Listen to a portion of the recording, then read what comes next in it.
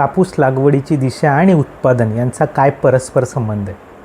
मित्रांनो, दिशा बदलली तर दशा बदलते, मग ती शेतातील असो किंवा घरातील असो. ज्यावेळेस तुम्ही कापूस लागवडीची योग्य दिशा ठेवतात त्यावेळेस तुमच्या शेतातील पंचमहाभूतापैकी अग्नितत्व आणि वायुतत्व बॅलन्स होत असतं. मग पंचमहाभूत आणि उत्पादनाचा काय संबंध आहे? खरंच पंचमहाभूताने आपल्या शेतीतील उत्पादन वाढतं का? मित्रांनो, लिबिग नावाच्या शास्त्रज्ञाने ज्यावेळेस झाडाचं ॲनालिसिस केलं त्यावेळेस त्याला आढळून आलं, कुठलंही झाड असो, कोथिंबीरपासून वडाचं झाड, झाडाला 17 मूलद्रव्य लागत असतात.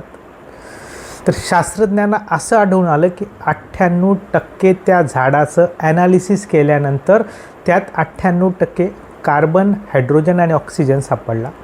बाकी उरलेलं 2% तुमचं नत्रस, उरत, पालाश, calcium, magnesium, sulphur, zinc, ferrous, boron, molybdenum आढळून आलं.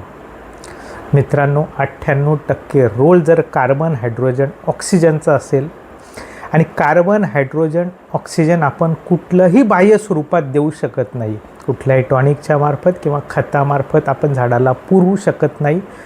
कार्बन, हायड्रोजन, ऑक्सिजन झाड फक्त निसर्गातून घेत असतं, मग ते हवा, पाणी किंवा जमिनीत असो.